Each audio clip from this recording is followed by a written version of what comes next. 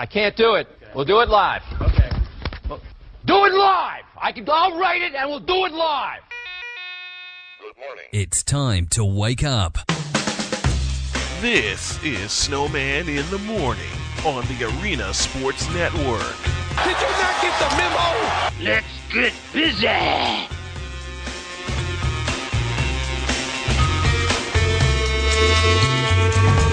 Paint the town, take a bow, thank everybody. You're gonna do it again. Let's rock this joint. You, the crowd, you are the antibody, mind, soul, and zen. Ready, set, go. And I'm going to do this the best I can. Good morning! And when you know it, everybody wakes up. How you doing, folks? Snowman in the Morning is back. Unexpected week off. I'll explain in a moment. We're presented by Sowers Ford, official sponsor of the Arena Sports Network, and we welcome all of those listening on the Lake County Sports Network, where you can hear us every morning, 8 to 10 a.m. Eastern Time. Well, last week was not good. Have y'all ever dealt with a migraine that just would not go away? Well, that's kind of what old Snowman had. And Ron Murchison is in the chat room with us, saying thanks. Glad you're feeling better. I'm feeling much better, Ron, and I got a couple things to talk about today that the big boys on the big stations won't touch. I bet you they won't touch what I have in mind this morning. I'm hoping Josh Lopez jumps in as well. And Josh brought a very good point up to me. He told me, Brian, he said, Snowman, you simply have to, with me being your producer, you simply have to trust me with everything that's going on with you, especially health-wise, because when I got the migraine, it knocked me on my ass. It did. I didn't want to see any light. I didn't want to see anybody. In fact, I tripped to the doctor, and he said, unless you have a play-by-play call, you keep your mouth shut and you keep your butt in bed. So I followed orders, and I'm back. And we're rolling. Can y'all believe it's September 2nd? This is unbelievable. The summer has flown by. The time has flown by. Man, we got a loaded show for you this morning, and we hope you all enjoy it. Let me say hello to my buddy Thomas Anderson, who has a station in Memphis, Tennessee, and he's going to bring us on there. And again, I say hi to the folks in the Lake County Sports Network. Man, much to talk about. Michael Sam gets cut by the Rams. We all wonder why. And I'm going to discuss it from two different angles, a pair of angles no one won't touch. The Chicago Sky are on the brink of an Eastern Conference championship, and they got to get it on the road. I'll talk about that as well. Some political misdoings with the JRW celebration. My buddy Victor pointed some things out to me. And Ron said, who listens to doctors nowadays? Apparently me, since this doggone migraine had to go away, and I'm glad it did go away. It's also going to require me getting some glasses, and I have to do that in the next couple of weeks because I'm in front of monitors and computers all the time, and that was one of the suggestions that my doctor gave me, so I'm going to do that as well. A little health update for you. That'll come during the second half of the show. Got some trivia. Question of the day concerning our favorite subject, you know it, food. The spoken word is going to be to trust yourself, and I'm going to turn that around and see. I'm going to take a point that Josh told me, Josh Lopez, my wonderful producer. I'm going to take a point that he told me, and I'm going to put it in the spoken word, and I'm going to get everybody involved in the spoken word. That will close out the show this morning. My good friend Sherry Lynn down in Jacksonville, Florida, is going to give us a listen. She woke up late, and she's on her way to work right now. She's going to try to get us on TuneIn, and that's where you can find us on TuneIn, either searching the Arena Sports Network or Lake County Sports Network. That's where you can hear our shows and our programming. I owe Dennis a huge apology because there was a lot of stuff going on, and I didn't tell him, and I didn't have time to tell him because I've been swamped. I have absolutely been smashed, period. So everything's getting caught up today before I head to Michigan City, Indiana, for a very important volleyball match with Marquette Catholic. I'll give you more details on that as we go along. And I hear some music in the background, and that can only mean one thing. He hasn't had a chance to do this for a while either, and I blame myself for it for being sick. Rusty's Morning Wrap is ready, willing, and able. And Rusty's on the line with me. Good morning, Rusty. Good morning, Brian. It's good to be back after this long Labor Day weekend and the extra week that goes with it, but we won't get into that. Yeah. Let's get into the morning wrap. Yes. Morning, Brian, everybody. Welcome to Tuesday after the Labor Day weekend. Rusty's Morning Wrap presented by Wood Forest Bank, the official bank of the Arena Sports Network. Well, what a better place to start for the Chicago Sky. Needed 2 overtimes to figure out how to get past the rival Indiana Fever, 86-84 on Sunday afternoon in WNBA Eastern Conference Finals at the All-State Arena. Sylvia Fowles led the Sky with 27 points, 7 rebounds, and was in foul trouble all game long. Courtney Vandersloot added 18 points, and Elena Deladown, she only had 9, but she had some crucial baskets when it was needed down in the stretch of regulation. The series now tied at 1 apiece. The battle of the 2 heavyweights will play the deciding Game 3 tomorrow night back at Baker's Fieldhouse in Indianapolis. Over to the other basketball, Derrick Rose isn't showing any soreness after hitting the court and playing back-to-back games. USA beat up on Finland Sunday and followed up with a much tougher game with Turkey. The USA topped Turkey 98-77. USA takes on winless New Zealand today in the World Cup of basketball. The Cubs were making welcomes for U.S. Little League champions Jackie Robinson-West. Jorge Solar making his first Wrigley Field appearance. Solar doubled in the first at bat, added another double later on, scored a run. Cubs handed the Brewers their 6th straight loss in a 4-2 victory. Justin Turner earned the win. Hector Rondon picked up his 23rd save. Cubs take on Brewers again this evening. Jake Arrieta throws against Giovanni Clardo. White Sox had a rare day off on Labor Day. And will next be in Minnesota to face the Twins this evening after Noesky opposing Tommy Maloney. Sox also parted ways with Adam Dunn off to the A's on Sunday. Well, what does he do? He goes out and hits a home run his first at bat on Monday afternoon. Bears are trying to make some important decisions before their opener coming up this Sunday against the Bills. Coach Mark Trestman will need to decide what to do with wide receiver Marquise Wilson. With his injury, do you put him on the roster, or does he end up on the short-term injury reserve where he may not be available for about 9 or 10 weeks? Also, safety Chris Conte has yet been cleared to practice because of his concussion. College football, if you missed this last night, Louisville won its ACC debut over Miami of Florida, 31-13. Golf, FedEx Cup, Deutsche Bank Championship in Boston. Chris Kirk won for the second time this season at 15 under par, won by 2 shots. Kirk has taken over the number 1 spot in the FedEx standings with 2 more tournaments to go. Also, selections for the upcoming Ryder Cup in Scotland will be announced later on today by Captain Tom Watson. U.S. Open tennis, Flushing Meadows, New York, 4th-round winner Serena Williams reached her first Grand Slam quarterfinal this year.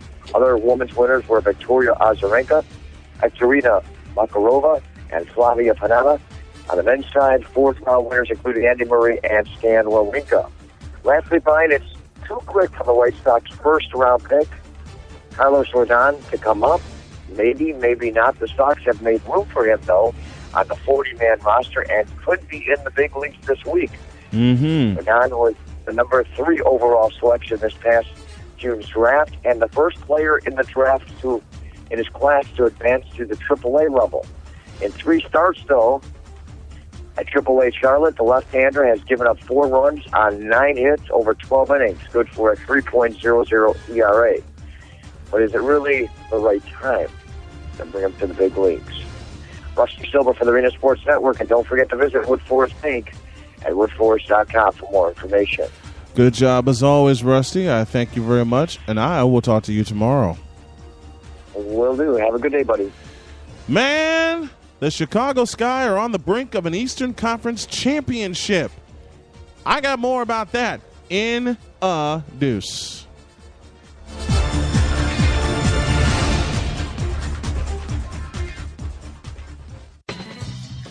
Have you heard the good news about a company that started 4 years ago and worked at a relentless pace based entirely upon one simple premise? Have you heard the good news about a place you can go to enjoy positive, community-oriented information about the town, city, or region that you live in and the people involved?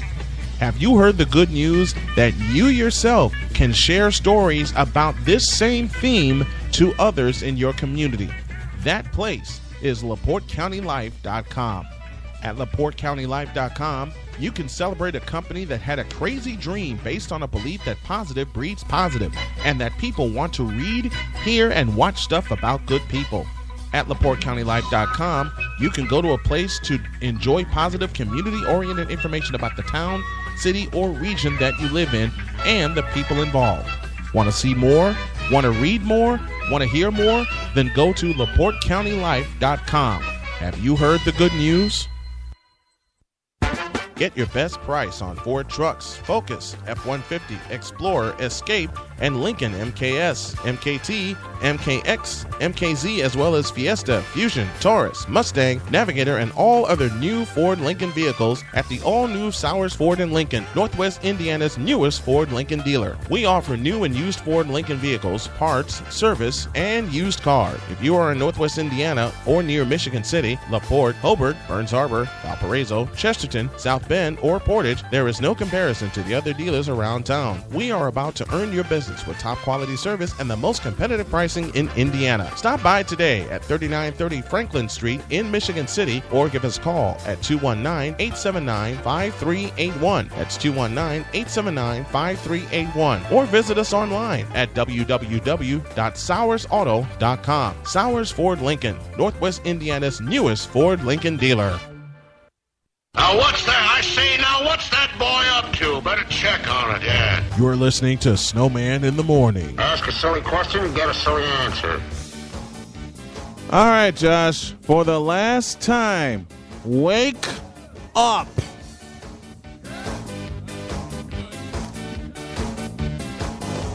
Wake up, I said.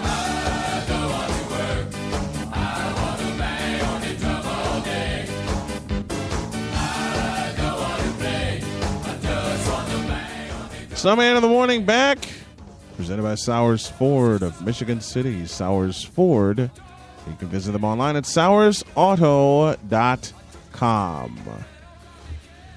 Well.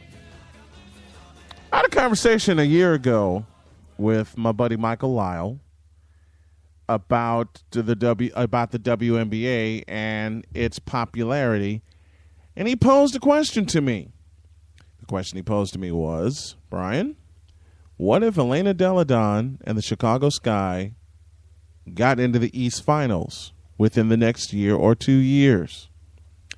Mission accomplished, Mr. Lyle. They will now play you ready for this? Deciding Game 3 in Indianapolis on Wednesday night after 2 overtimes of a thriller. And the Sky win 86-84. Sylvia fouls 27 points. Elena Delle Donne only had 9 in the game, as you heard Rusty talk about, but she had some big buckets down the stretch. Now, last year these two teams met. Indiana took care of us in 2 games, one here and one in Indy. They got to face us a third time, and we got to win. It kind of likens to the Bulls and the Knicks of 1993. I'm not going to use 94 as an example because we all know what happened there, and we all know everything that was involved with that. I'm going to use 93 as an example.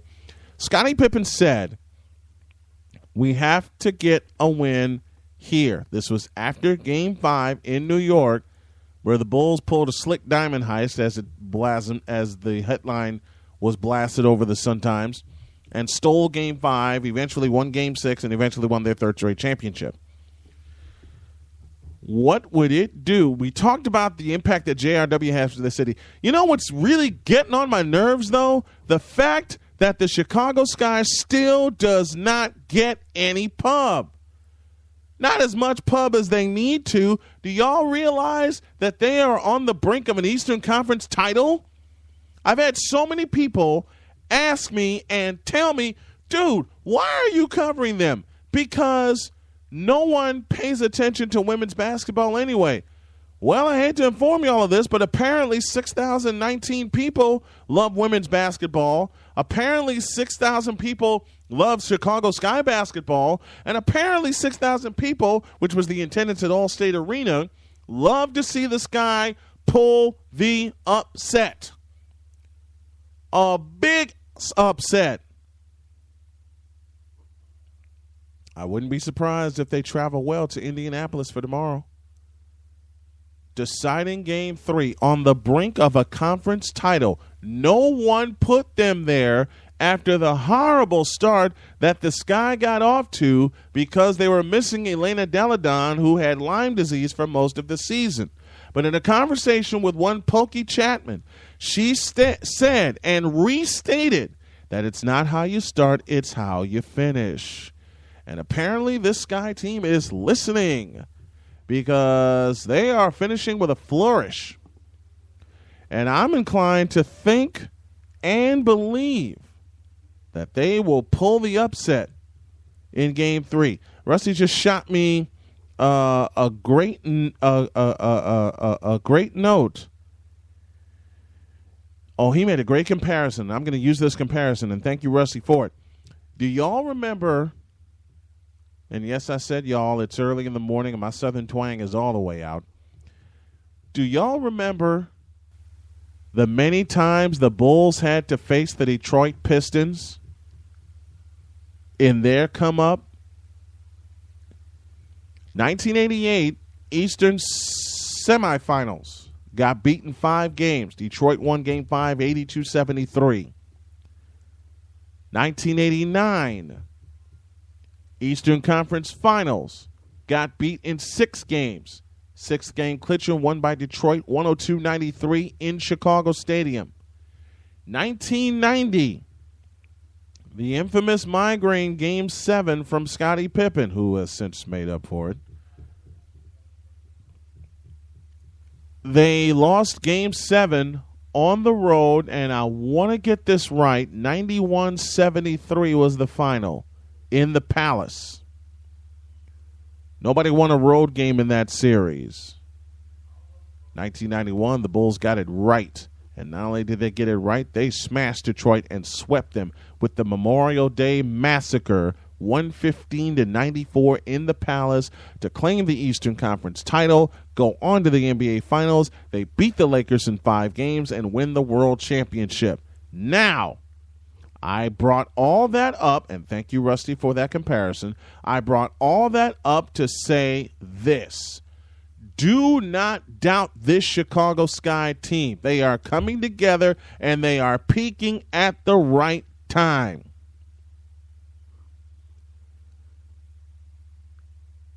Somebody needs to pay attention, and if I'm the fool that pays attention to them, then so be it. If Rusty's one of the fools that pays attention to them, then so be it.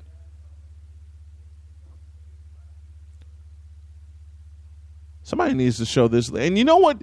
This is what really gets on my nerves. The WNBA, backed by the NBA in some ways financially. How come y'all don't back them up all the way? Okay? Why do you want to continue to sit on something that has been around for 18 years? Why do you want to continue to sit on it? I mean, just go ahead and put it all the way out there. Just put it all the way out there, will you please? I wouldn't be surprised, and I will say this again and again and again and again. I've had a chance to cover this guy for 2 years now. I would not be surprised if we go to Indianapolis and spring the upset of all upsets. And that the Eastern Conference title comes back to Chicago. The Sky will get the winner of Phoenix and Minnesota, who are now tied at 1 game apiece in the Western Conference Finals. How about this for an intriguing matchup? Remember the first game that Elena Delle Donne played against Brittany Griner, and Delle Donne totally dominated? Well, Brittany Griner has gotten a lot better. Elena Delle Donne is starting to get back into the groove after battling Lyme disease all season long.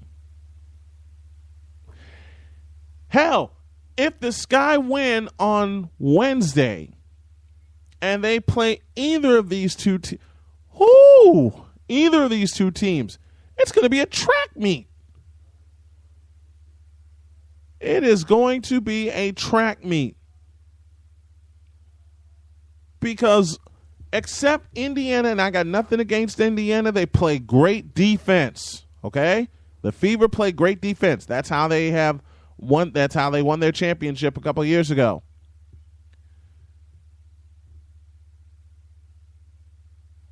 What would be fun? I can't choose. Indiana could play Phoenix, and it'll be a defensive struggle. Indiana could play Minnesota, and that could be a track meet. If Chicago plays either of these two teams in the WNBA Finals, it's going to be a track meet. And what I love about the WNBA and how they progress, they've gone from halves to quarters. They have a 24-second shot clock. And now every playoff is a series and not just one game. Because remember, when they first started in 1997, it was a championship game, and it was the New York Liberty and the Houston Comets. Now they've developed into playoff series, a best of 3 in the first round and the conference finals, and a best of 5 in the finals. Man, the thoughts and the possibilities are endless. But I'm encouraging the folks to go to support the Sky right now. They play Wednesday night. It's a 6 p.m. Central Time tip-off. If you have NBA TV, please watch them. Please cheer them on. This team has come a long, long, long way since its inception. A very long way.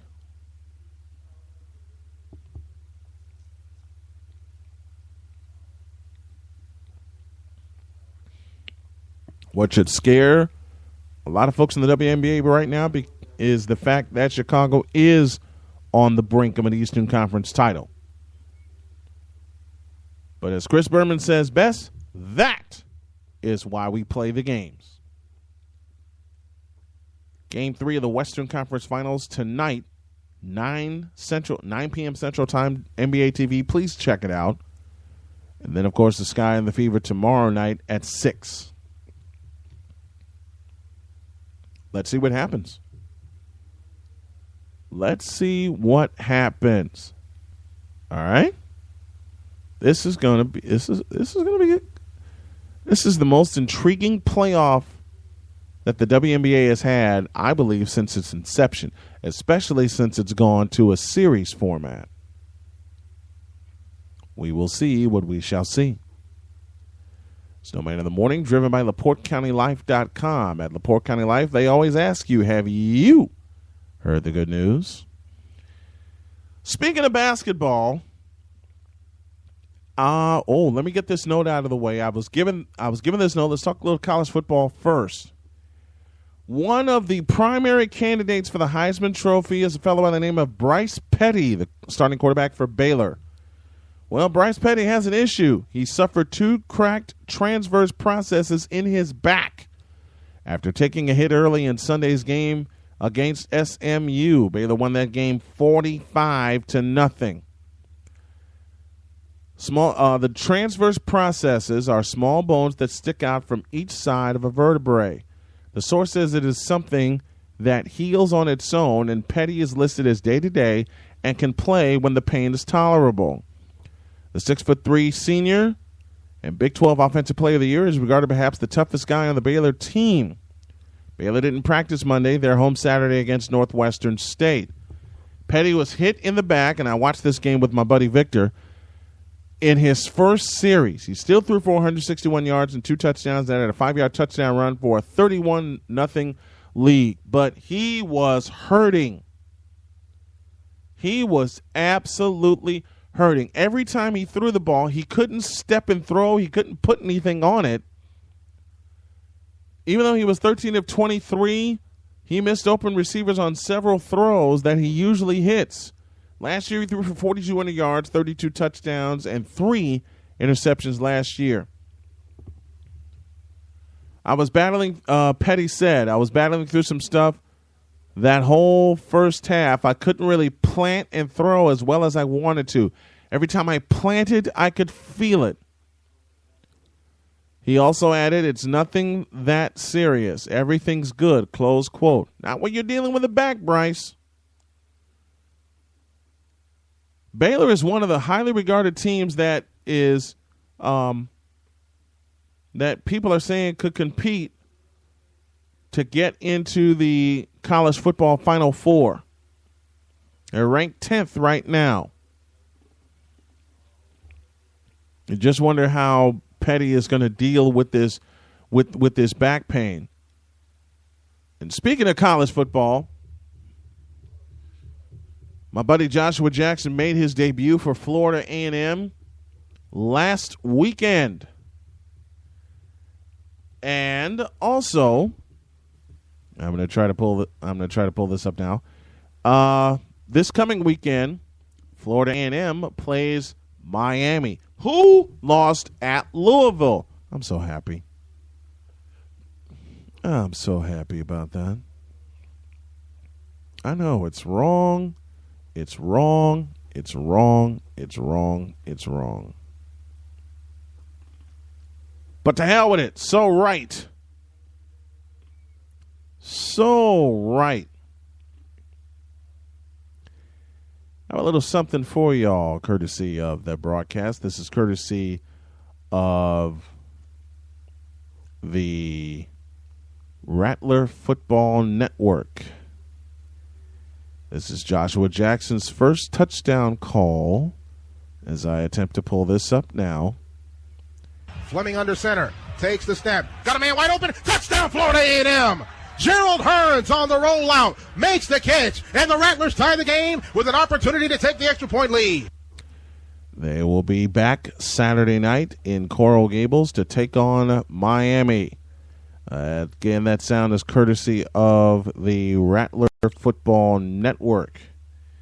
And my thanks to Alvin Washington for cutting that particular highlight. Well.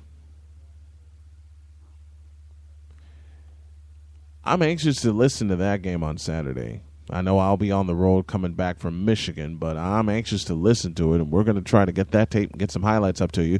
We're also going to try to get some highlights to you of that particular game. But what I want to touch on also in college football is this.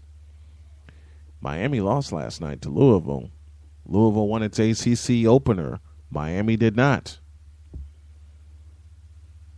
Is Louisville back in the game? Or is this a blip in the radar?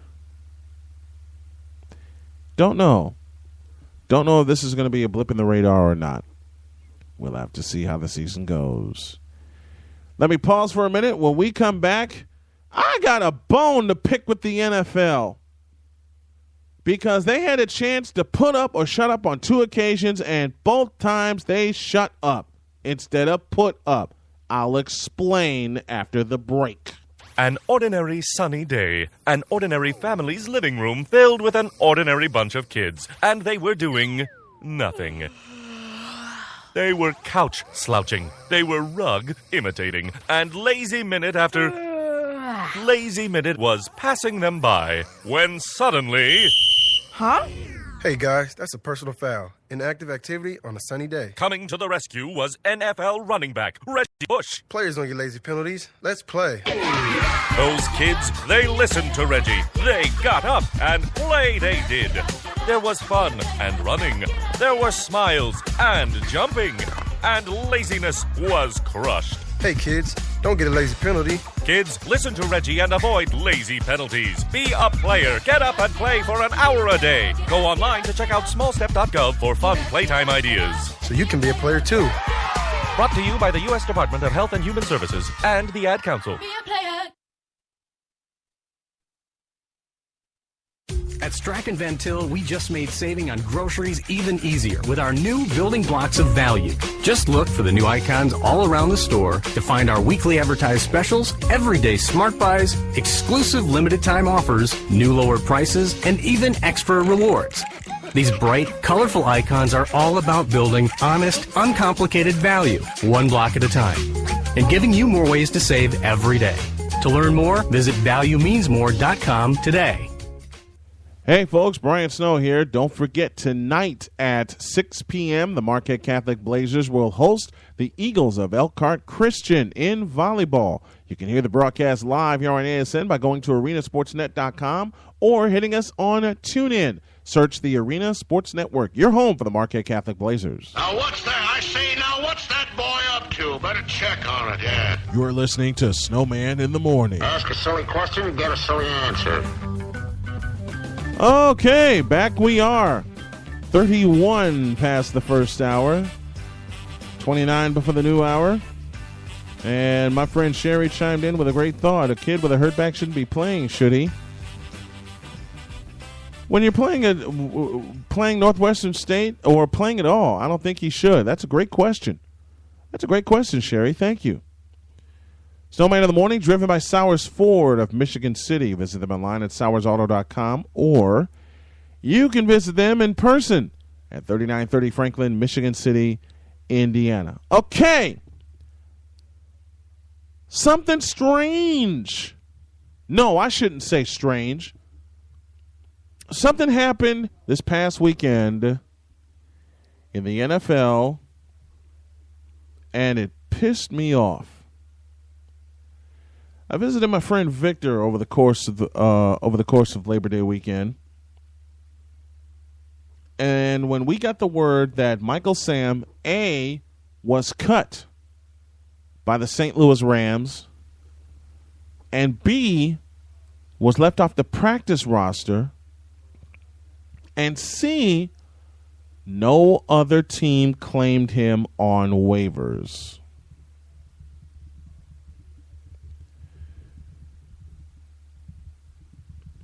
You know what? Let me look at this in a way that no one else will look at. This is screaming a bunch of red flags to me.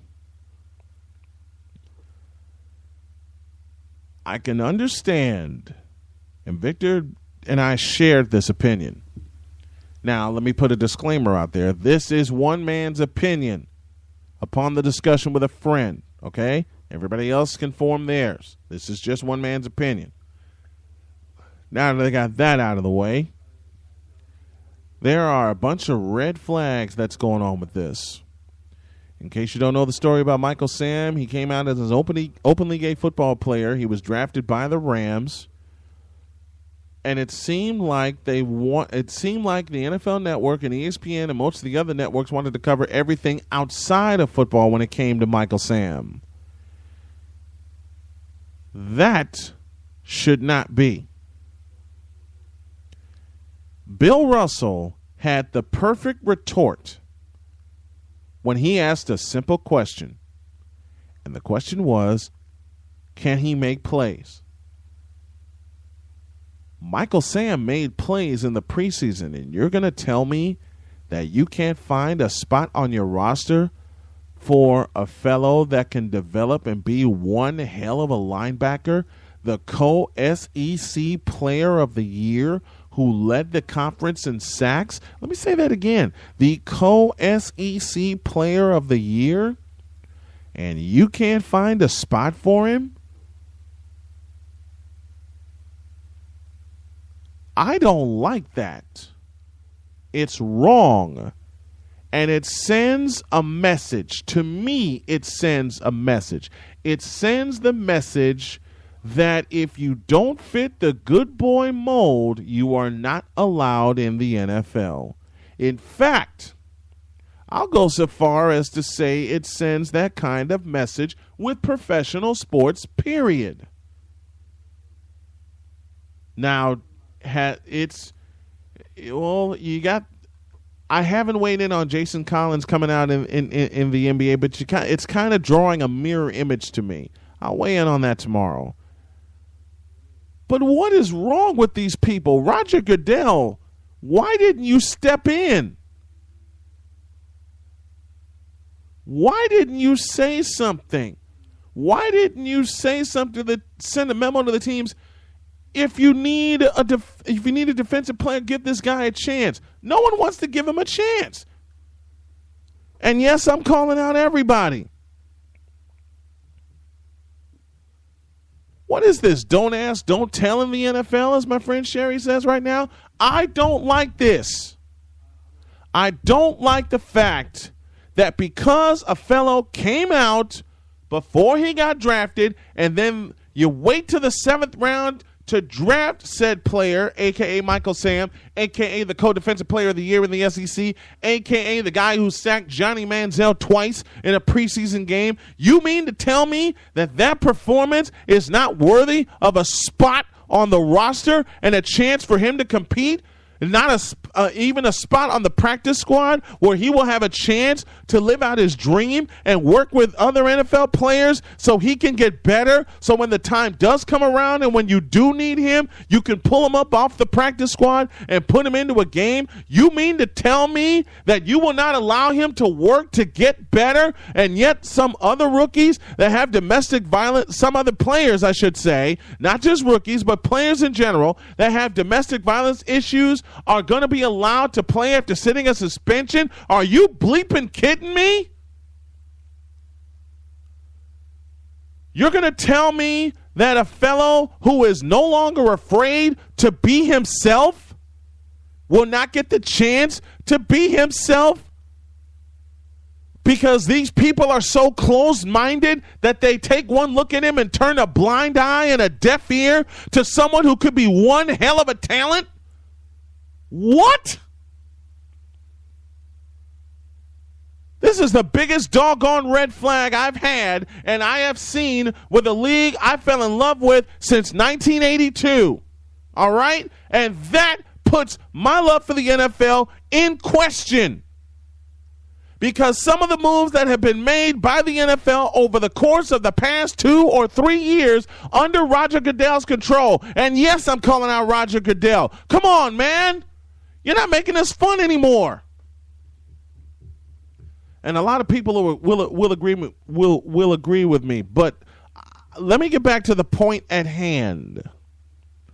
The point at hand is this. This is all the way foul. This is all the way foul.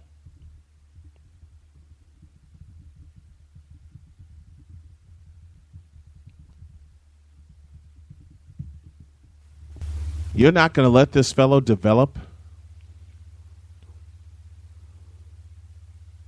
There was a question once before, and I want to say LeVar Arrington brought it up, and it's a legitimate question. It's a legitimate question. You had to question once upon a time whether Michael Sam was interested in being a reality star because he got an offer from, I believe, Oprah. I want to get some clarification on that. But then Oprah pulled back and said, I want him to concentrate on football. So he strapped on the headset and did that. Now, what is this? If you're going to be accepting of everybody like you said, Mr. Goodell, if you're going to be accepting of people of all kinds, Mr. Goodell, then why the hell didn't you step up and send a memo to the teams saying, look, Michael Sam needs a chance. Please take a look at him. And to the team's owners, why didn't y'all step up and take a look at him? Are you that afraid to give this guy a chance?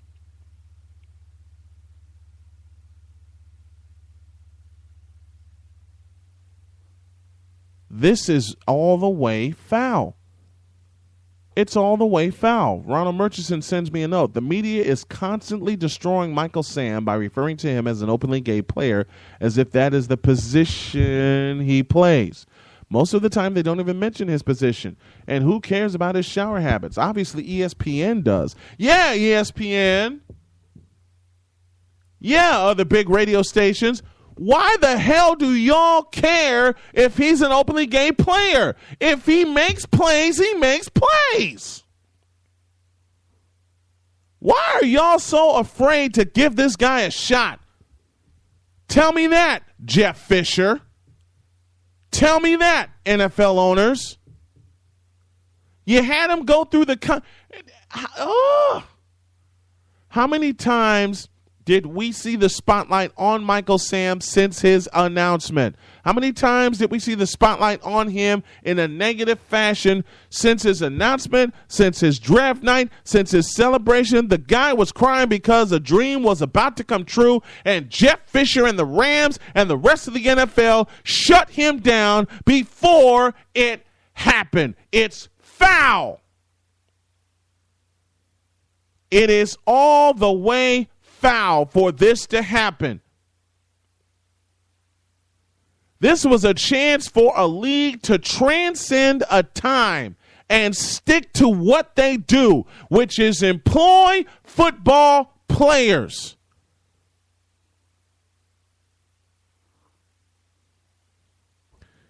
I thought every employment application would state that we do not hire on the basis of race, color, creed, sexual orientation. The last application I read said those four things. And yet the fourth item has come into play when trying to get a spot in the NFL.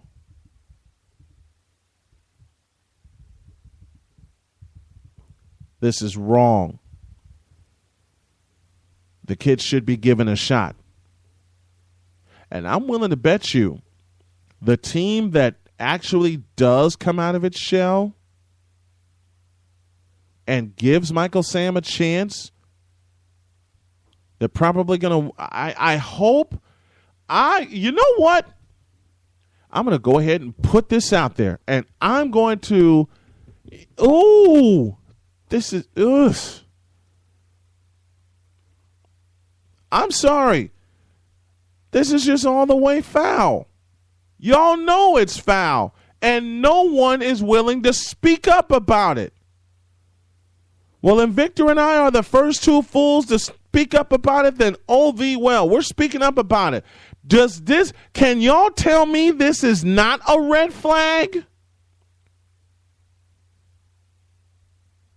That Michael Sam was cut by the Rams and left off the practice squad and no other team wanted to pick him up? This is crazy. This is stupid. This is foul. I said it, and I'm going to continue to say it. It is foul.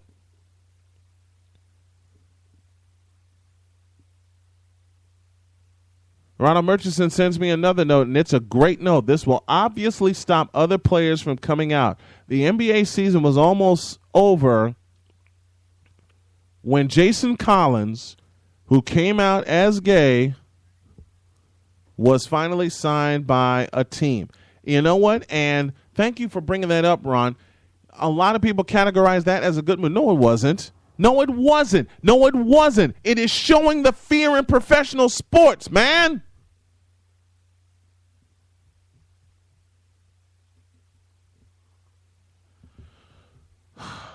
To a league that is applauding offense more than defense. This is the proverbial cherry on top that you won't give a conference player of the year, co-player of the year, a shot.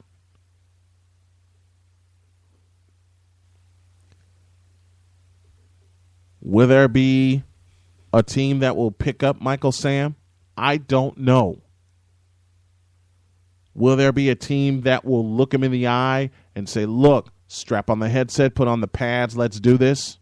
I don't know.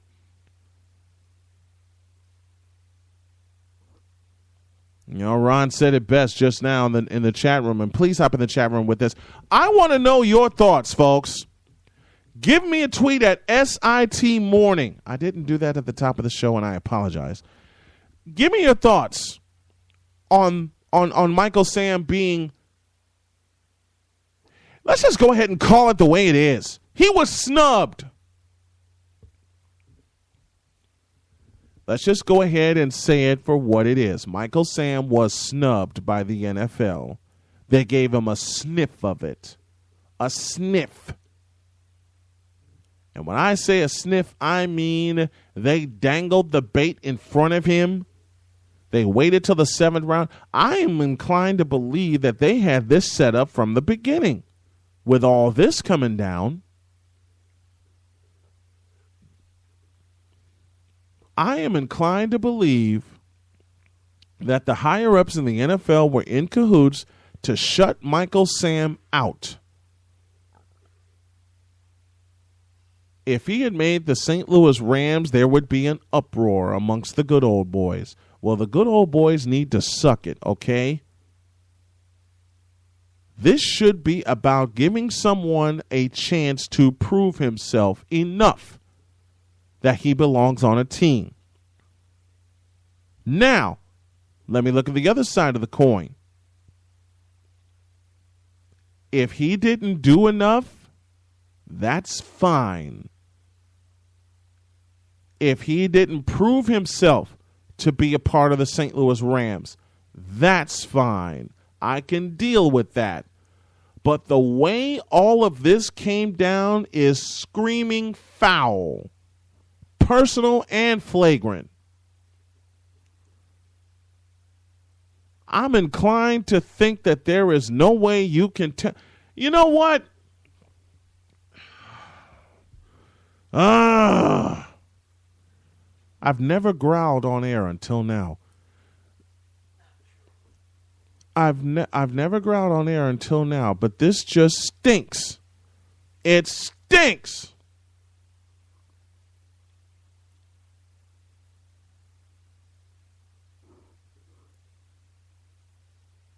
It stinks, Roger Goodell. And if you had and I'm calling Roger Goodell out, and I'm calling the rest of the owners out also, including the owner of the Bears, including the owner of the 49ers, who's my favorite team, okay? I'm calling all 32 owners out. If you had the damn guts, knowing you needed help on defense, like Frisco does, like Baltimore does, like the Bears definitely do, and I'll get into that later, like the Cowboys, why won't you give him a look? Are you that afraid that he's going to be that much? Are you afraid that he's going to be that damn good that you have to use his sexual orientation to keep him off your team? What the hell is wrong with you people?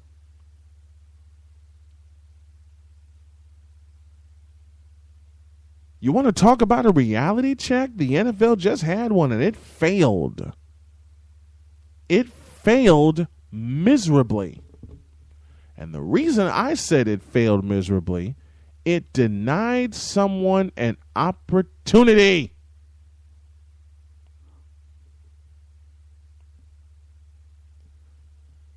It denied someone an opportunity that should have played itself out.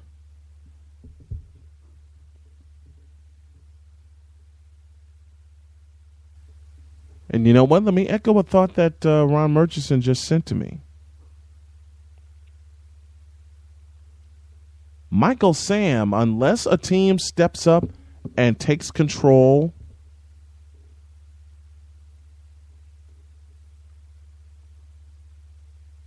and gives him an opportunity, no one will ever say this. And Ron, I'm glad you used this word. Michael Sam has been blacklisted. He has been denied. And because of the way people think in this world, which is to sexual orientation, he will forever be denied unless the team has some balls to take a chance on him. If you can take a chance on a guy that was in jail for 2 years and you realize he put in his time and paid his debt to society, why won't you take a chance on Michael Sam? I don't consider him an openly gay player. I consider him one hell of a linebacker. Leave the sexual orientation out of this.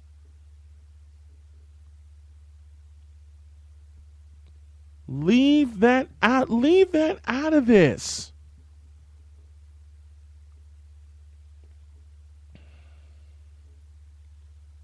It will never be said publicly that Michael Sam has been blacklisted until now. Until now. And it's sad that the world we live in right now,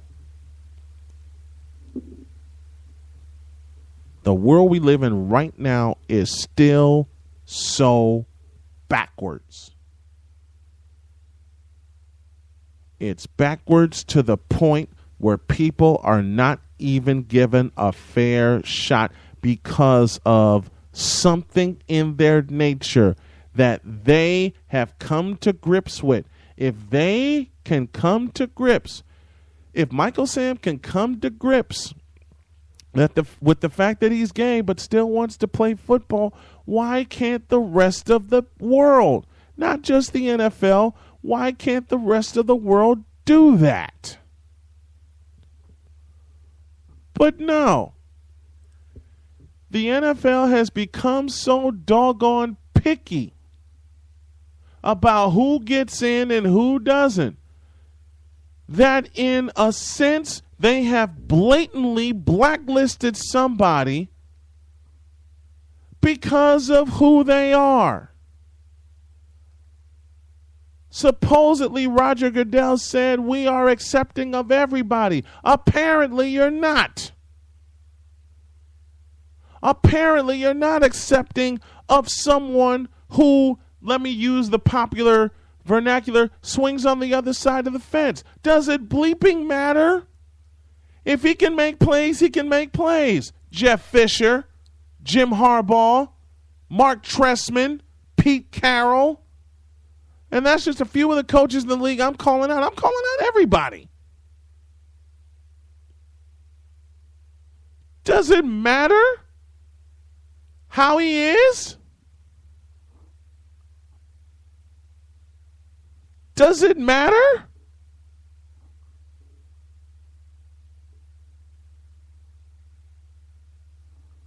Apparently it does. And it's the saddest thing I have seen in sports for a long time. A long time. I just hope someone really steps up and takes control and gives him an opportunity. And I'm going to go ahead and put this out there, even though I'm going to do a couple of division previews. I'm going to do a couple of division previews, okay? If no one takes a chance on this young man, then I'm distancing myself from watching the NFL. Because this is wrong. This is wrong, and this is foul, period. The question of the day after this. Chow down with the Italian collection at Subway. Delicioso. Try the Mongelissa's Chicken Pizziola Melt, a fresh take on Italian with tender, juicy chicken, zesterific pepperoni, and plenty of our signature recipe marinara sauce. Perfecto. Mamma mia! And taste the Amore with the Meatball Pepperoni Melt, a kickin' combination of Italian-style meatballs and pepperoni on your favorite freshly baked bread. Only at Subway. And only for a limited time. Don't miss out. Subway. Eat fresh. It began as a promise. Son, we're going on a road trip. That promise has lasted over 30 years. Our dream is to visit every national park in America. It's been thousands of miles, countless bumps along the way, but we'll just keep moving on, pursuing this amazing dream. Visit DrassichAgency.com or call 219-945-3040 and ask Joel Drassich how you can get all of your insurance under one roof. At Strachan Van Til, we think differently about groceries. We always have. So what does that mean? It means better, fresher, focused on you. Your neighborhood store that gives you more. It's quality, selection, the variety you want. Choice meats, deli, bakery, your one-stop shop. Everything on your list and all for less. With the savings you deserve and unbeatable service, that's different. That's built around you, and that's your Strachan Van Til. Quality products from Bridgestone, Firestone, and great service is what sets U.S. Tire and Automotive apart. Our service department specializes in brake service alignments and oil changes for customers just like you. Come pay us a visit at 3350 Grant Street in Gary, Indiana, or call 219-884-4600, or visit us online at ustire-auto.com. Now what's that? I say, now what's that boy up to? Better check on it, yeah. You're listening to Snowman in the Morning. Ask a silly question and get a silly answer. Phew, I think I've recovered now. Welcome back. Snowman in the Morning as we creep toward the top of the second. Holy cow, we're toward the top of the second hour. Holy cow. Woo. There's another situation in the NFL I'm going to discuss after we do the question of the day, okay? And if y'all thought I went off just a moment ago on this on this Michael Sam situation, a situation I hope gets corrected, a situation that I hope gets corrected, then wait till you hear what I have in store next. Now it's time for the question of the day, and the question of the day this morning is brought to you by Strachan Van Til. Visit your local Strachan Van Til grocery store. Strachan Van Til, built around you. And since Labor Day has passed and Labor Day weekend has passed, of course I have to talk about one of my favorite subjects, which is food. And this is the question of the day. It goes something like this. With Labor Day passing, what's the most amount of barbecue you've eaten in one weekend? And we have Memorial Day, we have 4th of July, and we had Labor Day during the summer. Well, I got a comment from my friend Sherry, who is tuning us in. She says, the last few years I've been more and more disappointed with the NFL. Like I said, this is the cherry. No, darling, I got a bigger cherry than that when I come back after the break. And speaking of break, we're going to head into a quick one before we start our second hour. But the question of the day, once again, brought to you by Strachan Van Til. What is the most barbecue that you have eaten on a holiday weekend? With that, I must tell this story. I remember one Labor Day weekend. I was in college at the time. Labor Day weekend, 1990. I snuck back home for a visit and realized my parents were barbecuing. So I didn't eat a lot of the barbecue. I didn't. I took it back to school with me. And there were like 2 bags of barbecue that I had because they cooked an ass load of food. They did. They cooked an ass load of food, and I took half of that load back to school with me. So eventually it did get eaten, okay? I just didn't eat it in 1 week. Well, I think I had 4 plates. Barbecue, spaghetti, potato salad, links, more barbecue, vegetables, corn, more ribs. Oh, my goodness. Ron said, 4th of July is always my heavy day. I'll just say I eat a lot. My brother, I understand. I truly, truly understand. Whew. Well, first hour is in the books. Now, time for the second hour. But first, our question of the day brought to you by Strachan Van Til. Reminds you, Strachan Van Til, built around you. I'm going back to the NFL. And I got a message for Roger Goodell. And I also got a message for any man who thinks it's okay to beat on a woman. Next. Upgrade your ride and lower your costs with a certified pre-owned vehicle from Sowers Ford. With a lower price and lower payments, you can lower your cost of driving in a vehicle that's new to you. Get a 7-year, 100,000-mile powertrain warranty, 172-point inspection, 24-hour roadside assistance, and 3 months of Sirius XM satellite radio. 2.9% financing available to qualified buyers. You'll drive for less at Sowers Ford. Sowers Ford Lincoln, 3930 Franklin, Michigan City, 219-879-5381. Or visit us at SowersFord.com. Looking for a reason to visit U.S. Tire and Auto in Gary, Indiana? Our customers gave us 5 of them. The high standards of quality service and parts, lifetime warranties, a strong business built on honesty and integrity. They've been servicing the Gary community since 1991 and the largest auto and light truck tire dealer in the city of Gary, Indiana. We have a variety of products and services that are instrumental to the health of your car, including our tire fitment guide to help you find the correct size tires for your automobile. Our friendly service staff will quickly outfit your vehicle with a high-quality tire that is right for you. Check out our tire and wheel catalog to give your vehicle the perfect fit. For more information or to schedule an appointment, call 219-884-4600 or visit us online at www.ustire-auto.com. At Strachan Van Til, we just made saving on groceries even easier with our new building blocks of value. Just look for the new icons all around the store to find our weekly advertised specials, everyday smart buys, exclusive limited time offers, new lower prices, and even extra rewards. These bright, colorful icons are all about building honest, uncomplicated value, one block at a time, and giving you more ways to save every day. To learn more, visit ValueMeansMore.com today. Now what's that? I say, now what's that boy up to? Better check on it, yeah. You're listening to Snowman in the Morning. Ask a silly question and get a silly answer. I think I touched a nerve with a lot of people, which is a good thing.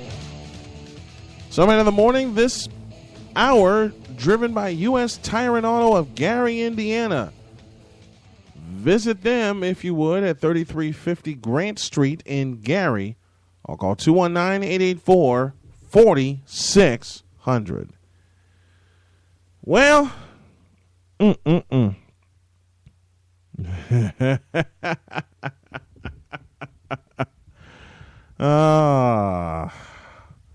Nick Dowd is on the line with me. He's giving me his upset picks. You'll hear them later this week.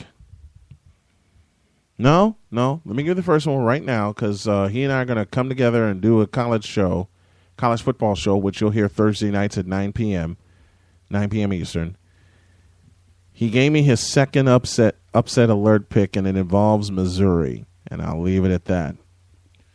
This is the second half of Snowman in the Morning. As mentioned, it's driven by U.S. Tire and Auto of Gary, Indiana. Whew! I touched a lot of nerves when I spoke Michael Sam, and I got a friend that's going to help me break this down even further. Alvin Washington has come onto the line with me. Good morning.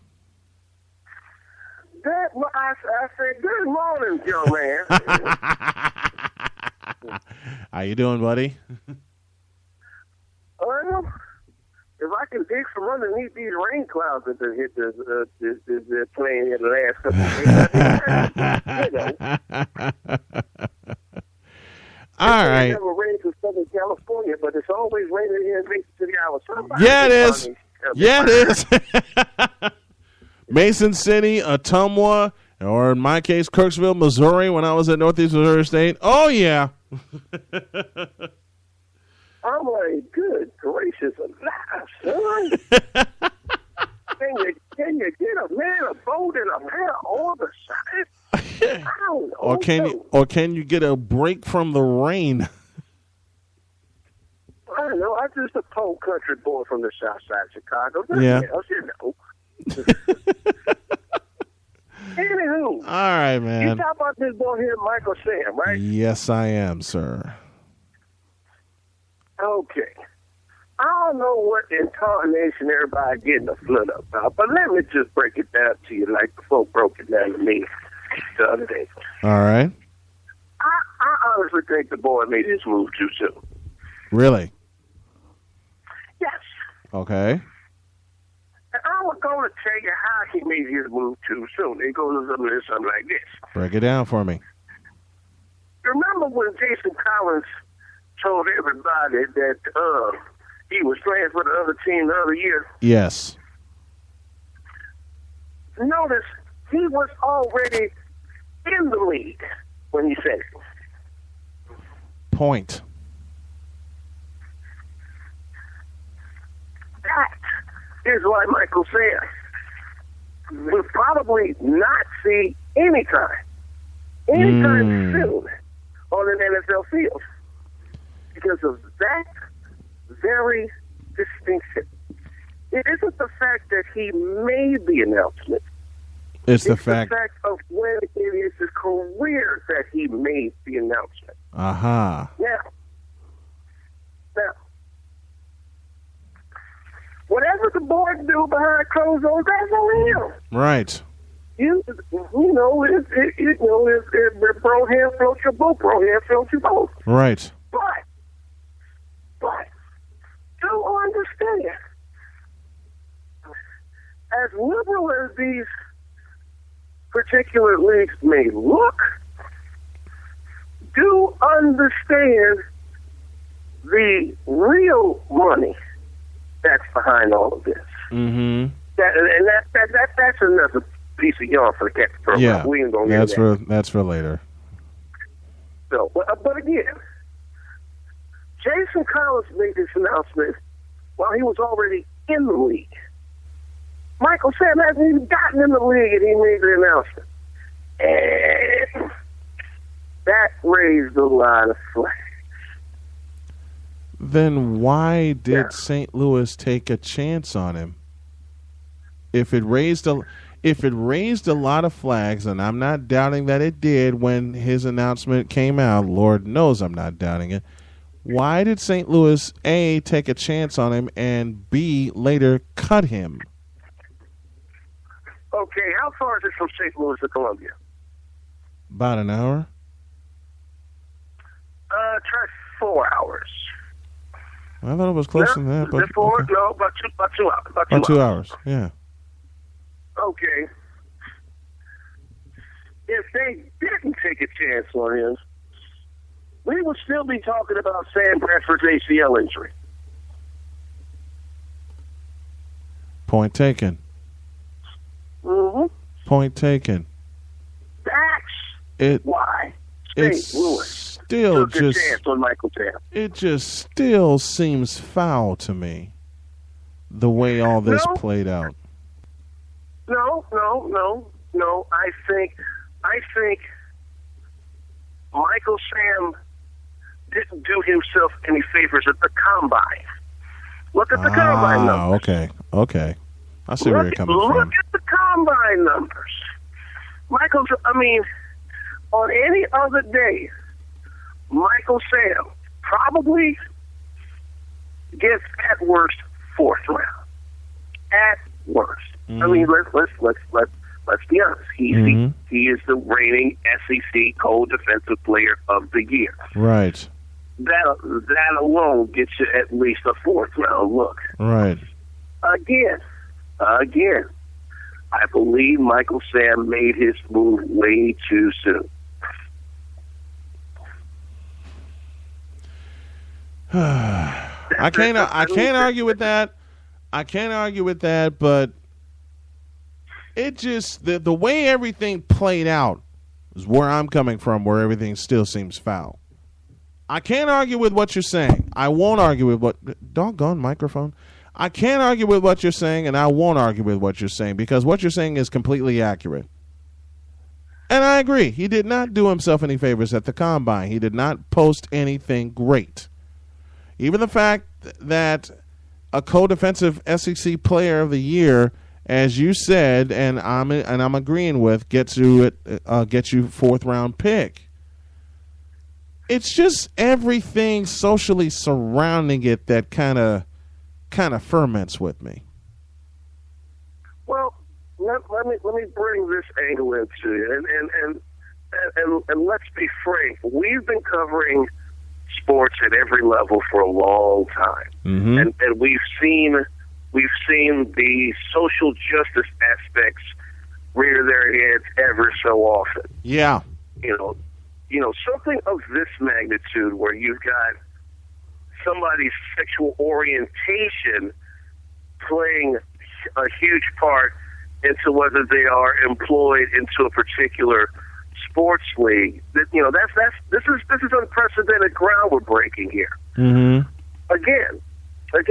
it isn't unprecedented that somebody like him has played in the league. Remember, there have been a few that have come out after their playing days, right? Because of the climate that the league entailed. Right. The NFL big time because there's been at least 2 or 3 of them. Yeah. In the last 10 years. Point taken. That nobody knew were that way until their playing days were over. Right. Now, granted again, the NFL locker room is a rather different locker room than any other in the other 3 major sports, just because of the type of climate that it is. Need I say more, Richie Incognito? Right. Okay. That having been said,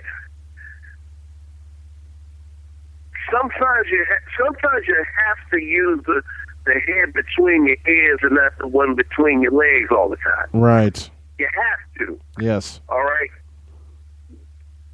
Ray McDonald is a prime example. He is about to be the guinea pig for this new domestic violence initiative that Roger Goodell has popped up because of what he did with Ray Rice. Which brings the only thing I'm going to say brings me to our next subject, which I was going to do. Let me put this in here. Snowman in the Morning, driven by Sowers Ford of Michigan City. Visit them online at sowersauto.com. You're inside the second hour. Snowman joined by Alvin Washington, the original dynamic duo of ASN. And Ray McDonald's our next subject. Go ahead, please. Yes. For those of you who probably ate too much rib tips and chicken breast over the holiday weekend, I'll raise my hand with that, too, because I love me some ribs.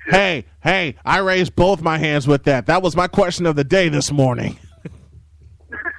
My question of the day, and I'm gonna give this to you right now before we go on. Talking about Ray McDonald, this domestic violence.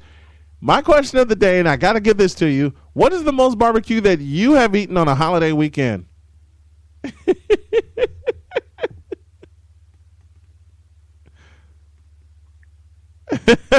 tweet us at Arena Sports Network. You can also take us to the Facebook page. Yes. Arena Sports Network. We'd love to hear from you, America. Yes, and also tweet us at SIT Morning. And I think I told you this one before we go on. I told this story before the break. I snuck home Labor Day weekend 1990 from college, and my parents were barbecuing, and a couple of relatives were by. It's not the fact that I ate a lot in that one sitting. It's the fact that I took twice as much back to school with me.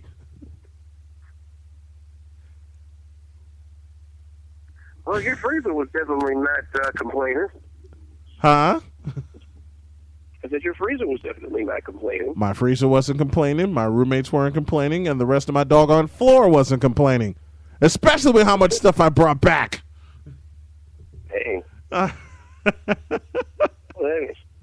Anyway, all right. on the other thing, back to business. Ray McDonald, why are you so stupid?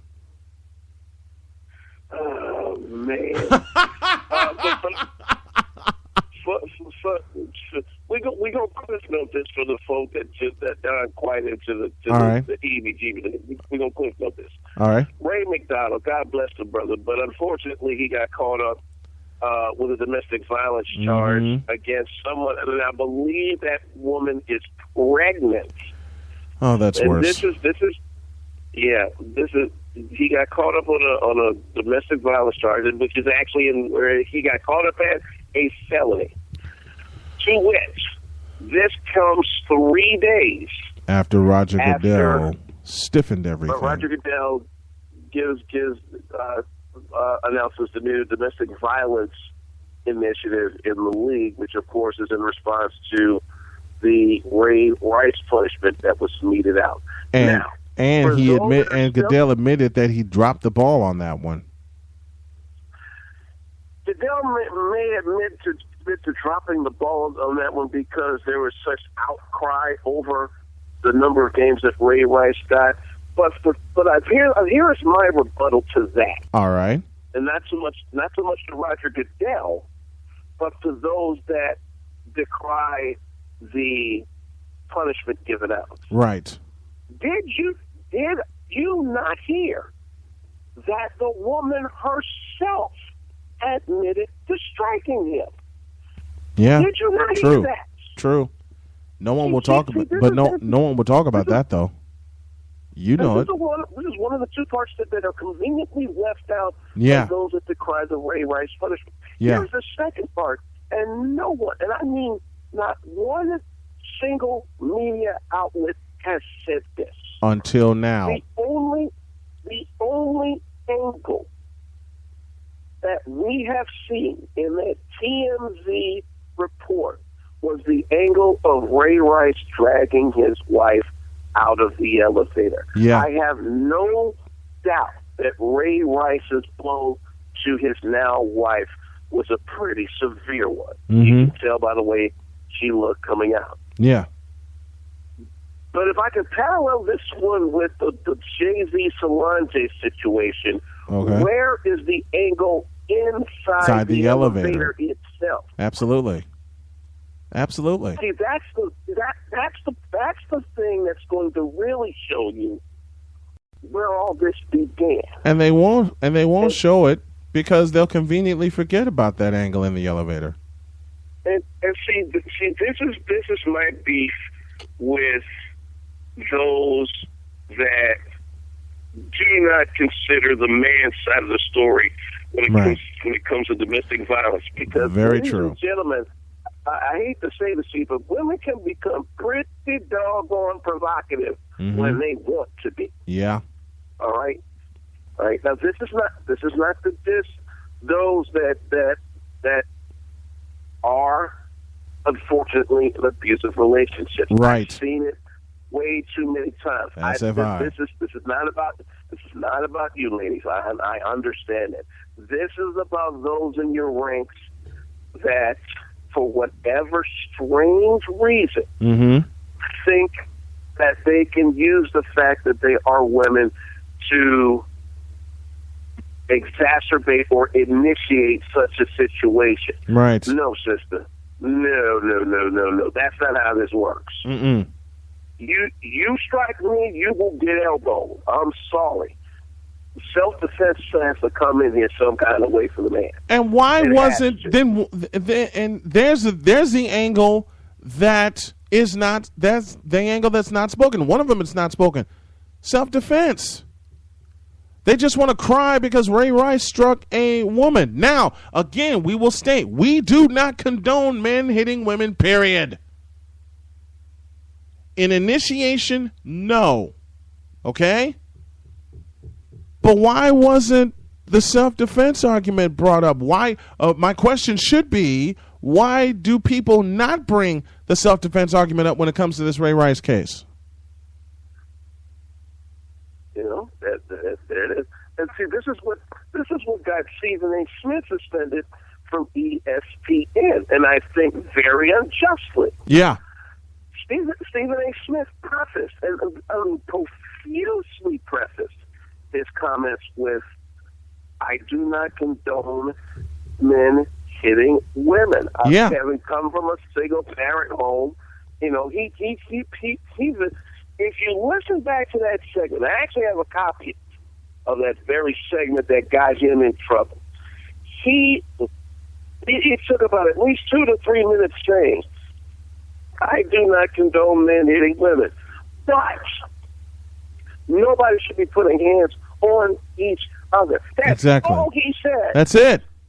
That's it. And somebody within his ranks, namely the female host of Sports Nation, took to Twitter, which is a company no-no.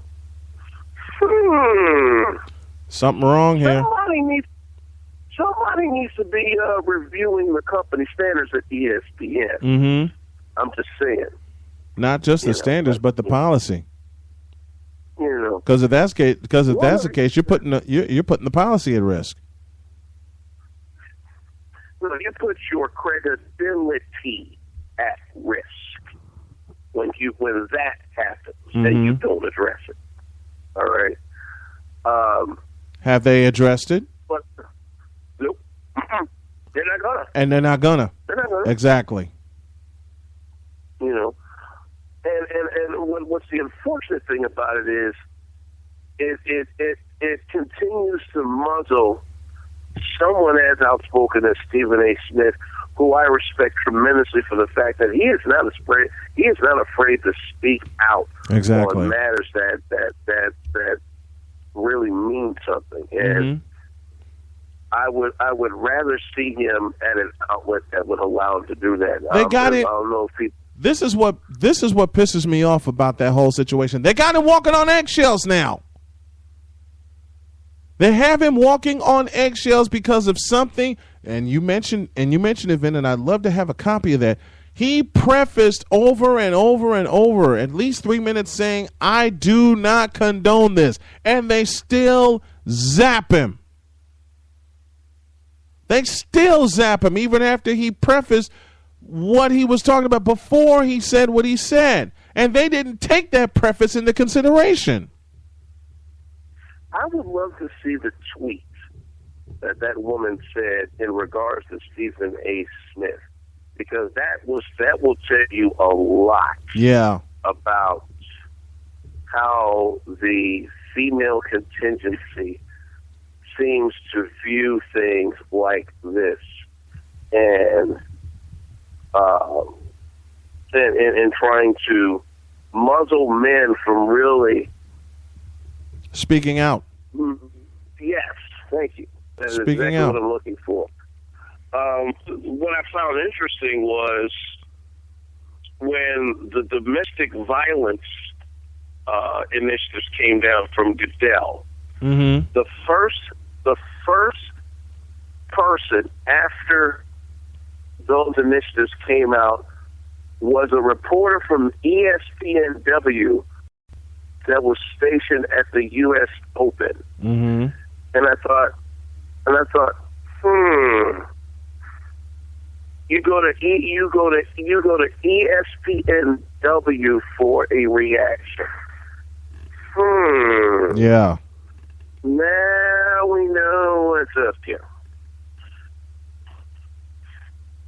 But then again, the WNBA still can't get ratings because of whatever it has.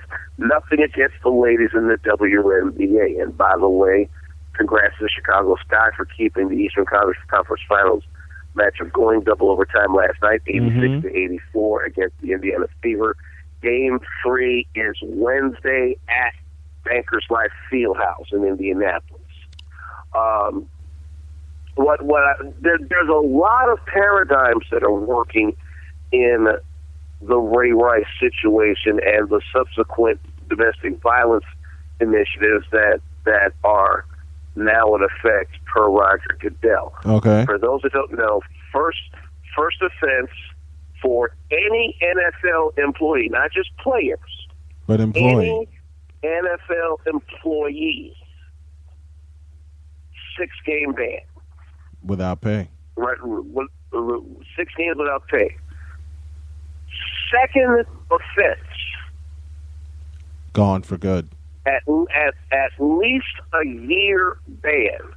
The wording is lifetime, but it's at least a year because you can apply for reinstatement that's non-guaranteed after a year. Mm-hmm. Also with that, the league will vary its punishment on a couple of other factors. The situation of the actual incident itself, especially if it involves a pregnant woman or child or both. And B, and I think this might be reaching a bit, if one is coming into the league with such a dossier, meaning a pattern of domestic violence. Right. That one might be a little bit far-reaching, but I understand the spirit of it. Okay. Now, here's another variable that's coming into the mix. The NFL Players Association has a vote on a new executive director. Mm-hmm. The current executive director is Damari Smith. Former NFL player Sean Harris is campaigning really, really hard to get that position. So, depending on who gets that position, right, you could potentially see the tearing up of the current CBA and a brand new one in place to possibly bring in those initiatives. Okay. Okay. All of that's now starting to work in place. Now, let's bring back Michael Sam into the mix. All right. Let's just say Michael Sam did make the Rams 53-man roster. Mm-hmm. And let's say down the road, Michael Sam has a spat with his significant other. Now you open a really big can of worms. Yes, you do. Because now not only do you have domestic violence issues to deal with, now you've got same-sex issues to deal with, and it would kick a door wide open that has been slammed for a while. Yeah. You know, as much as I would like to look at Michael Sam's being cut from the Rams as a negative on the Rams, let's start looking down the road a little bit here instead of what we got in front of us. Okay. Michael, and listen to Michael Sam's words as well. Michael Sam himself had no sour grapes whatsoever, right, in regards to his experience. Right, he thanked the Rams for the opportunity. He had no. And I think the LGBT community needs to really take a big page from the humility of this young man. Now, as much as I may not agree with his lifestyle choice, I do agree with the way that he has handled himself. Right. Since draft day, save that whatever he was doing with his dude on TV. We don't need to see that no more. Y'all get a room for show.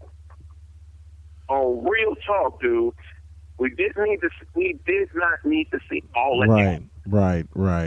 Like we did with like with the other spots over there. But anyway, but I truly do appreciate the way that this young man has humbled himself and put his nose to the grindstone as an NFL preseason football player. Yeah, he didn't have the spectacular numbers that they were looking for. And yeah, he may have been the odd man out.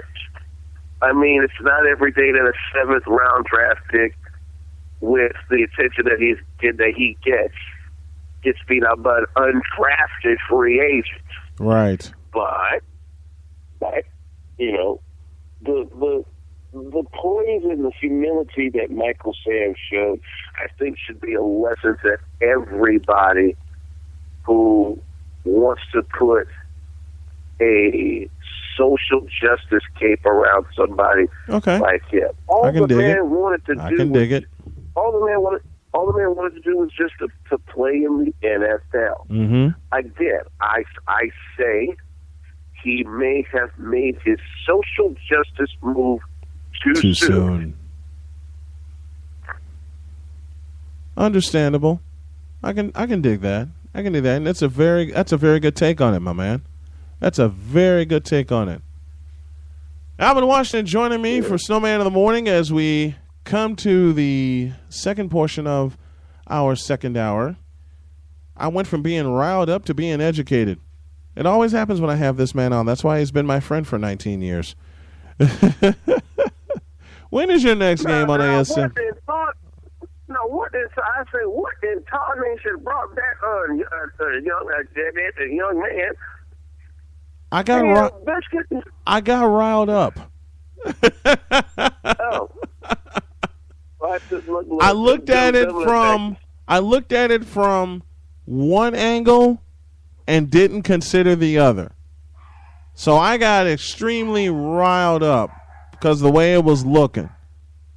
That's why. I think that it sounds like in the background noise. I think a certain animal got riled up too. Yeah, I think a couple of animals got riled up. That's what it was. Yeah, I think a couple of animals got riled up here. But seriously, folks, seriously, yes. and I do mean this. I do mean this with the utmost respect to all parties involved. There have been sports over the years has been probably the most perfect vehicle to bring social justice issues to the forefront. We can go as far back as the 1936 Olympics when Jesse Owens showed the world that black athletes can be what they can be if given the platform. If it made somebody like Adolf Hitler respect Jesse Owens more than Jesse Owens' own home country did, right?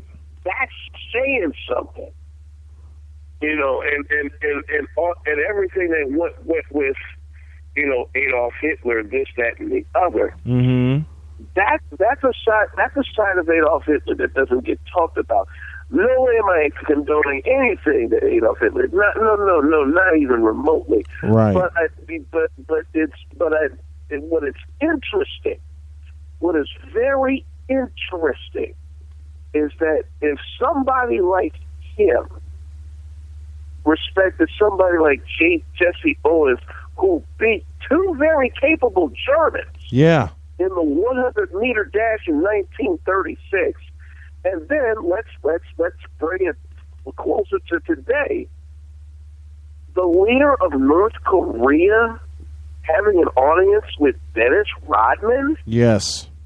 On the surface, it looks crazy, but then again, let's Look really on the inside. look at this for what this is. How is it that one of the most eccentric, if not prolific, black athletes in American history Mm-hmm. can have an audience with one of America's perceived most hated enemies? If he can have an audience that long with Kim Jong-il, I think this was Yes. it was either ill or fun. It wasn't Kim Jong, but anyway, if he can have an audience that long with somebody like that, then that says something about the real power structure in America. Right. I'm just saying, folks. It's the truth. The truth needs to be told. That's Alvin Washington with his Subway Fresh Take, presented by Subway. Try one of their breakfast flatbread sandwiches at Subway this morning, which is probably where I'm going to go after we're done. Vin, my man, thank you. Eat fresh indeed. Thank you very much, man. I appreciate the time. No problem, dude. Oh, boy. You talk about making an impact. The man knows his stuff. And he showed me a couple of points that I never thought I would. He showed me a couple of points I didn't look at. Real good social points. And Alvin, I thank you for that. From everything. That's why I love having him on. He's like the flip side of the coin. And speaking of coins, spoken word after this.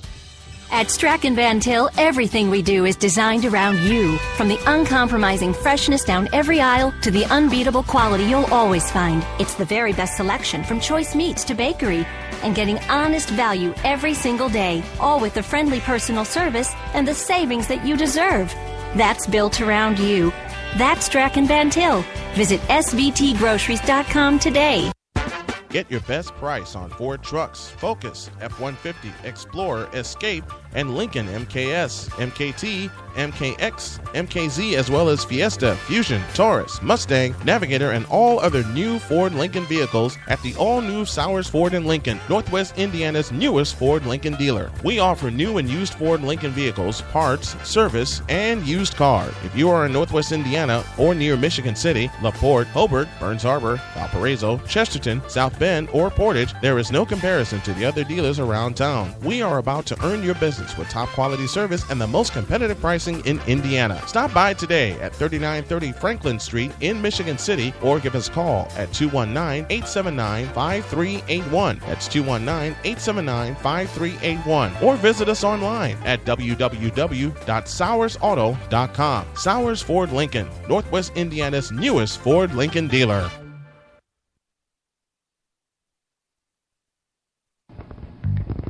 At U.S. Tire and Automotive, you'll find passenger tires, performance tires, truck and SUV tires, and more from proven brands including Bridgestone, Firestone, and other leading industry names.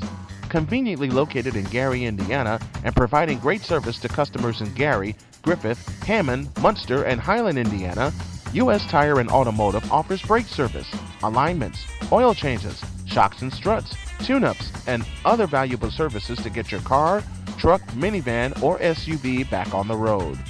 Give us a call at 219-884-4600 or drop us an email at info@ustire-auto.com.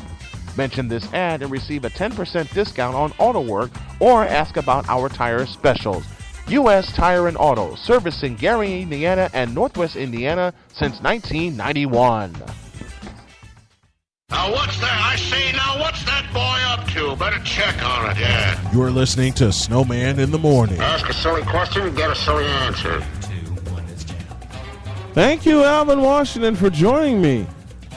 Wow. Boy, did I get an education. Ronald Murchison sent a couple points. He says Goodell has dropped the ball on a lot of things. Gun charges and drunk driving should be handled more harshly. Agreed. He also says people condemn Ray Rice and other men for domestic violence, but will watch Jay-Z and Solange elevated fight and enjoy it. Man, is that ever true?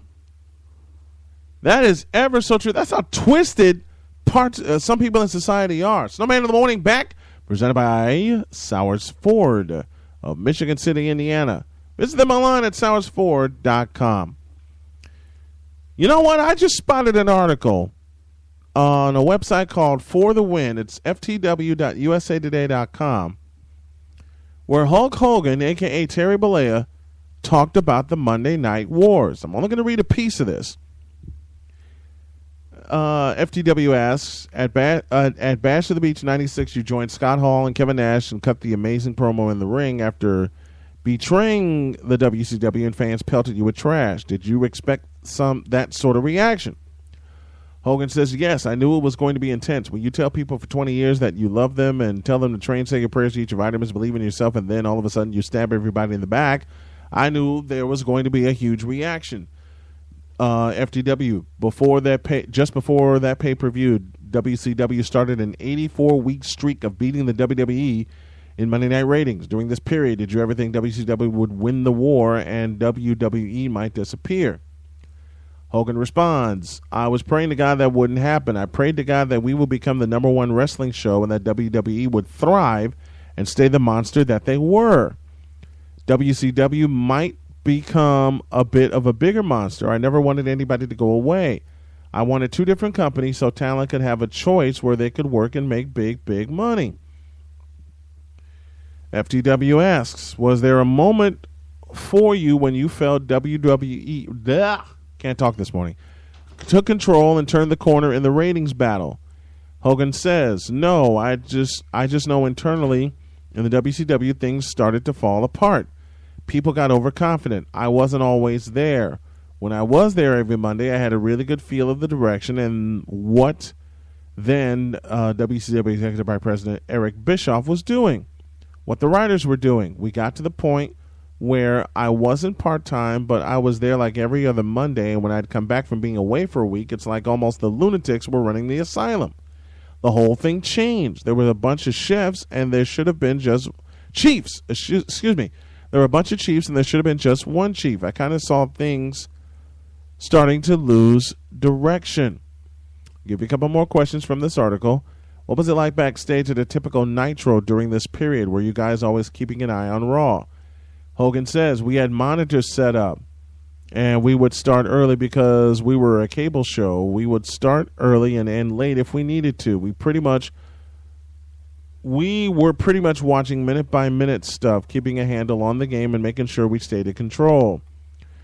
Last question I'll give you from this article. You can read this at ftw.usatoday.com. Just search Hogan Talks Monday Night Wars. When you turned heel after being the number one face in the business for decades, was that a liberating experience creatively? Did you enjoy it? Hogan says, I was at the crossroads. Vince and I had parted ways a couple years before. He had an opinion about Hulk Hogan and his longevity, and I had a totally different opinion. I left to go to a TV show called Thunder in Paradise for a year and a half.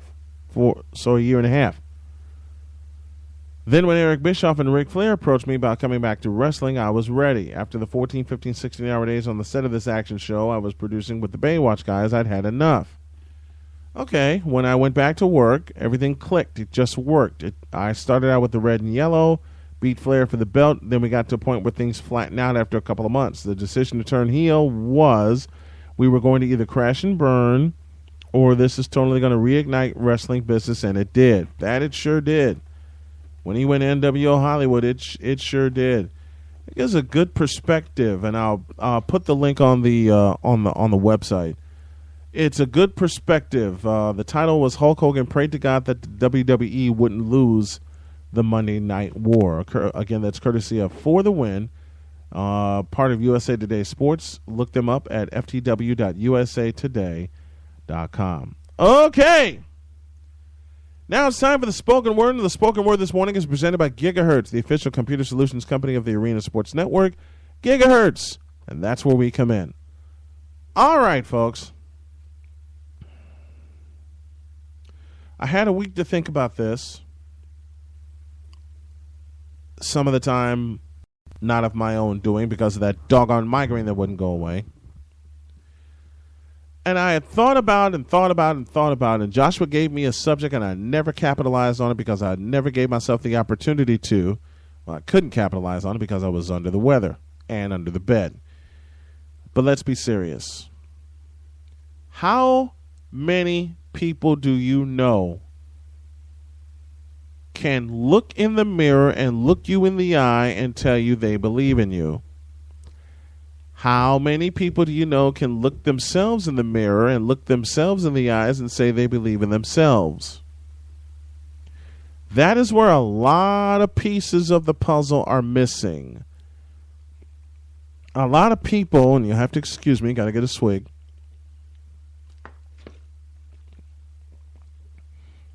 There are a lot of people, for some reason or another, that don't believe in themselves and what they're doing and are afraid to take a step out on faith. You shouldn't be afraid to do that, folks. If you... Oh, boy. So many ways I can go with this. But to me, it's pretty simple. Believe in yourself and what you do. Because basically, if you don't believe in yourself, nobody else will. Some days it's tough. Some days it's tough. Some days it's hard. Some days it's crazy. But you have to believe in yourself and what you're doing. You have to believe in the plan that is set before you. And you have to execute that plan to its completion. Anytime you deviate away from it, it brings trouble. This is from somebody that has deviated away from the plan so many times it's not funny. So many times it's not funny. But you have to believe in yourself. You have to be able and have the nerve to take chances. You have to take chances. That's what this world is all about. Take chances and believe in yourself and believe in the fact that they are going to pay off.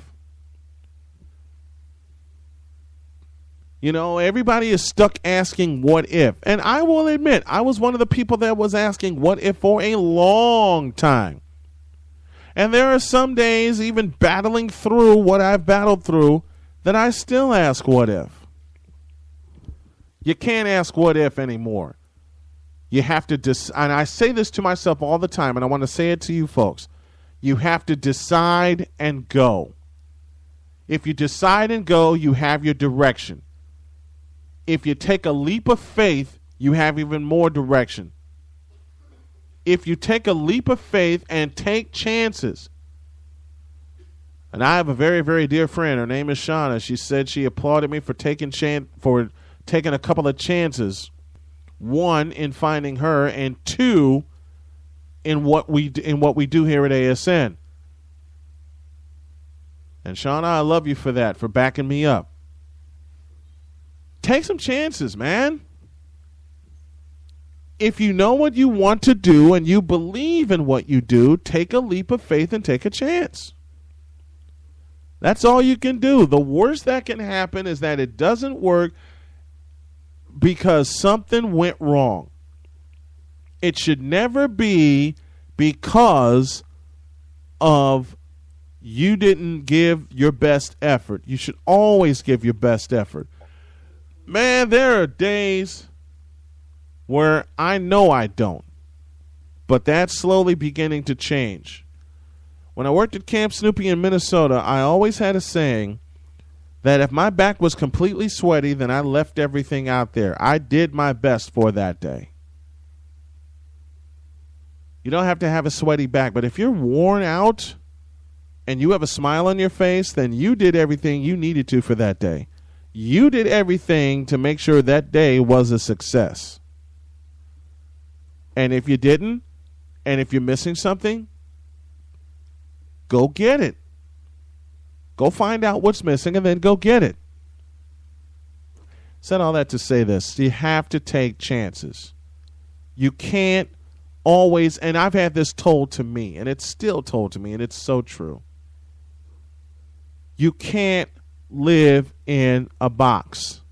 That's how it was put to me. You can't live in the society that we're in that is so worried about security and so worried about stability. You know what? If there was such a thing as stability, this world would be boring. Be one of the, in terms of following your dreams, and I mean all this in terms of following your dreams. I should have prefaced, and I apologize. In terms of following your dreams, man, take a risk. Take a chance. And to complete that introduction from an old game show, take a dare. Take a step towards your dreams. Trust yourself. Believe in yourself. That was the point that Josh wanted me to talk about last week. Trust yourself. That's all.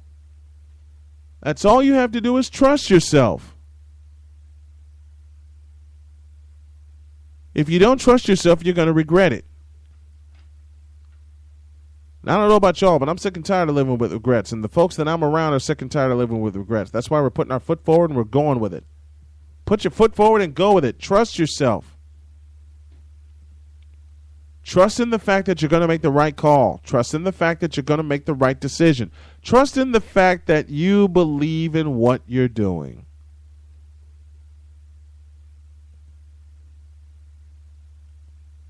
If you don't trust yourself, how do you expect anyone that is supposed to believe in you to trust you? You got to trust yourself, folks. Trust yourself and go with it. That's what we did here at ASN when we started as ISNet America some 19 years ago. And this is what we do. This is exactly what we do. Trust yourself. Go with it. Take a stand, and then take a step forward. With that in mind, That's it, man. Game over, man. It's game over. Oh, man. Wasn't that great, kid? thanks for listening, folks. Had a good time.